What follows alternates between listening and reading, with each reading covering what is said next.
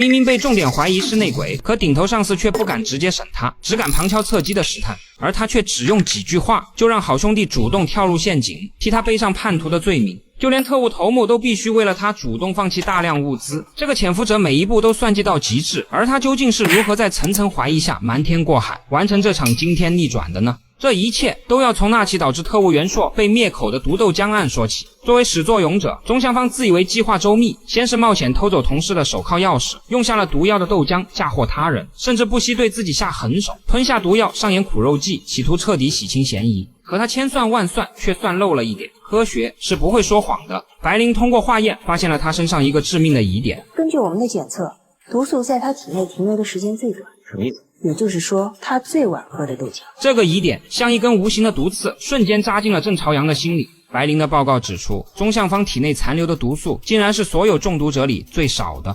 为什么这个毒素最少如此致命？因为结合三儿的回忆，钟向芳极有可能是第一个接触甚至喝下豆浆的人。按理说他应该中毒最深，可偏偏是最轻的。如果说他根本没喝豆浆，那他又怎么会中毒入院？这根本解释不清。这个无法用科学解释的矛盾，让钟向芳那看似完美的苦肉计瞬间充满了破绽。但郑朝阳并没有直接发难，钟向芳是他亲自推荐的人，没有铁证就动手，不仅容易打草惊蛇，更可能让自己陷入被动，所以他选择了一种更隐蔽、更诛心的方式，敲山震虎。当晚深夜的宿舍里，郑朝阳看似随意地跟钟向芳聊起了他们警校时期的一个旧同学陶家。他平静地讲述着陶家的经历，年轻时误入歧途被中统吸收，如今幡然悔悟前来自新，可惜手上沾了同志的血，结局已定。早知今日何必当初，所以人啊，还是应该知道自己要走哪条道，应该知道哪里才是光明之路。这看似简单的闲聊，其实是郑朝阳极其高明的心理试探。他想从钟向芳的回应中找到破绽，可钟向芳听完这个故事却沉默了片刻，而他接下来的话却让郑朝阳心中那根怀疑的弦彻底绷紧了。我给我的身体给我交代呗。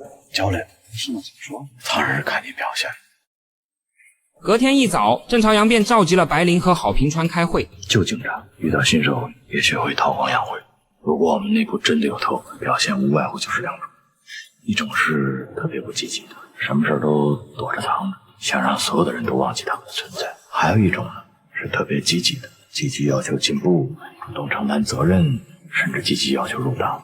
你们觉得他是哪一种？此刻郑朝阳心中那个积极型内鬼的画像已经与钟向芳的身影完全重合，而昨晚那番敲山震虎也不仅仅是为了试探，更带着一丝复杂的情感。郑朝阳还抱有一线希望，希望钟向芳能听懂警告，悬崖勒马。可此时的钟向芳早已坐立难安。郑朝阳的敲山震虎让他感受到的只有灭顶的危机，他必须立刻行动，找一个替死鬼将自己彻底摘干净。而他的目光很快就落在了身旁的齐拉拉，这个从保定来的年轻人像一块未经雕琢的璞玉，可他出身草莽，混过江湖，甚至拜过帮派山头。对于急于摆脱过去，在新社会证明自己的齐拉拉而言，这份江湖背景是他心中最深的刺，也是他最渴望洗刷的污点。一个急于立功，渴望洗白，行事还带着旧习气，并且天然带有污点背景的年轻人，还有比这更完美的替罪羊吗？时机很快到来，郑朝阳正在全力追查特务段飞鹏的线索，这给了钟向芳一个绝佳的借口。他立刻找到齐拉拉，摆出一副推心置腹、委以重任的姿态。在酒桌上，钟向芳随意地提起调查段飞鹏的任务，语气中带着恰到好处的为难。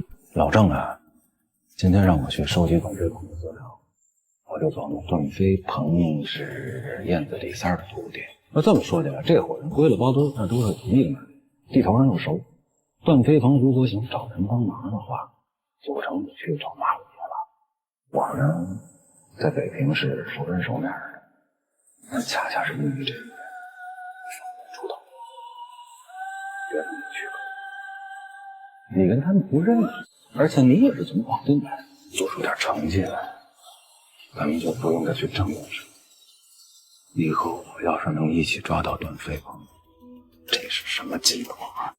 听听这话说得多漂亮，他的每一句都精准地戳中了齐拉拉的痛点和痒点，既抬高了对方，又拉近了关系，还给予了无比的信任。吃下钟向芳所画的大饼，齐拉拉热血上头，拍着胸脯就把这烫手山芋接了下来。他以为这是大哥的信任和提携，是自己证明清白融入队伍的绝佳机会，却不知自己早已是钟向芳棋盘上用来汽车保帅的那枚死棋。因为钟向芳算准了，齐拉拉一定会去找江湖大佬马五爷打探消息，所以他抢先一步给马五爷送去了一封密信，信中指示一会儿来找他的人不管提什么要求都照做。很快齐拉拉便兴冲冲地踏入了圈套之中。他直接亮出伪造的保密局证件，让马五爷说出段飞鹏的下落。可实际上马五爷早就已经投诚了，只是还不等他把话说完，就突然癫痫发作，倒在地上抽搐了起来。齐拉拉怕他咬到自己的舌头，正要拿刀撬开他的嘴，可这一幕正好被马五爷的徒弟看见了。我问你干嘛呢？我说我救人呢，你信吗？兄弟们，给我弄死他！齐拉拉一时解释不清，只好跑了出去。没想到刚出门就碰见了真正来接头的人，三伙人就这么在街上你追我赶，最终全被警察控制了起来。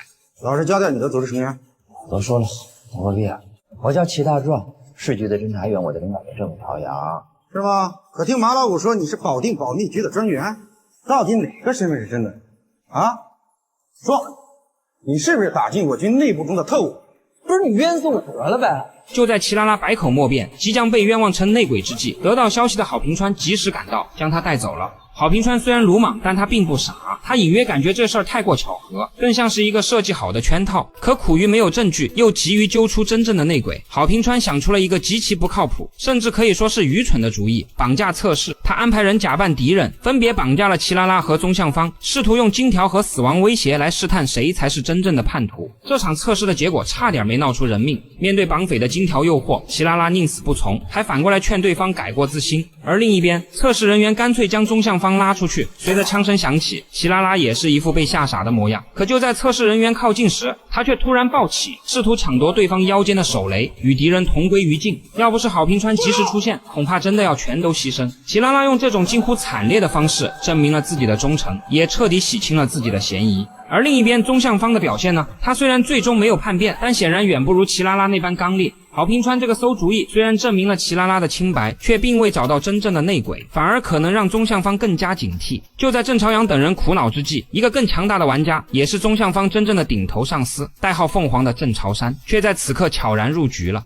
因为此时的郑朝山同样焦头烂额，他亲自动手灭口袁硕，却让白灵揪住了破绽。白灵发现近期被杀的万灵生和袁硕，他们脖颈上那独特的割喉伤口，与尘封档案中记载的44年郑州血案里被割喉的中统上校魏孝杰手法惊人的一致。而那年的冬天，郑朝山恰好就在郑州的那家医院，他必须立刻行动，制造一个足够大的新案件焦点，强行打断这条可能将他彻底定死的调查方向。他选择了一个代价不菲的策略，主动暴露藏在咖啡馆的行动经费。这步险棋正好成了宗向方的及时雨。对郑朝山而言，这是牺牲经费，为自己争取时间；而对宗向方而言，这个由郑朝山喂过来的功劳，简直是救命稻草。他立刻抓住机会，以雷霆万钧之势将巨额经费缴获。就这样，在特务头子为了自保而精心导演的配合下，宗向方完成了一次极其关键的戴罪立功。虽然他这快的反常，仿佛有如神助的破案速度，让郑朝阳的疑心不减反增，但在实打实的巨额经费面前，宗向方明面上已经是功不可没的功臣。郑朝山看似被迫放弃物资，实则巧妙地利用了宗向方这枚棋子，暂时缓解了自己的压力。这盘棋局中，每个人都在利用与被利用，都在刀尖上跳舞。然而郑朝山想要彻底洗清嫌疑，这还不够。当晚，一个神秘人便出现在马五爷的门外。怎么是你啊？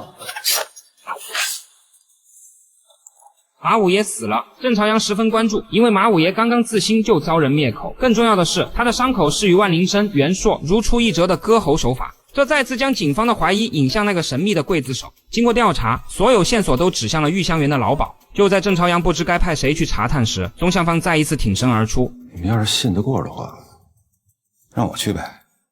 当他乔装来到玉香园，很快便与老鸨见面。画面一转，他就将证据摆在众人面前。郑朝阳拿着老鸨的照片，找上了早已投诚的保密局徐站长，对方立刻确认了他的身份，日本老牌特务山田良子。就在郑朝阳准备将人抓捕归案时，却突然截获了一条密电，上面称上田良子要刺杀徐站长。既然不请自来，郑朝阳当然选择守株待兔。山田少佐，4、5年你们皇帝老儿就投降，您还跟这儿撑着就没劲了吧？听我一句劝，放下武器，马上投降。您现在投降，政府还能给你宽大。好，答应我的事情就要做的。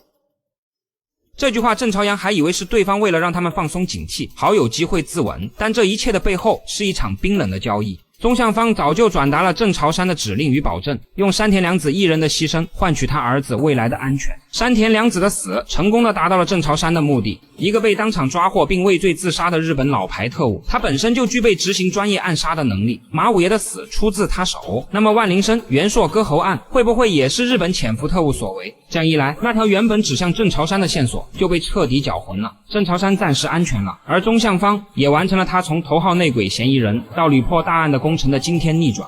他踩着兄弟齐拉拉的冤屈和山田凉子的尸骨，步步惊心地爬出了嫌疑的泥沼，甚至赢得了短暂的信任和更高的地位。他算计人心，借力打力，将潜伏者的冷酷与伪装演绎到了极致。然而郑朝阳那双鹰隼般的眼睛真的会被这完美的表演所蒙蔽吗？这位看似忠厚老实的潜伏者，他用鲜血和背叛换来的光荣又能持续多久？这盘错综复杂的棋局还远未到终局。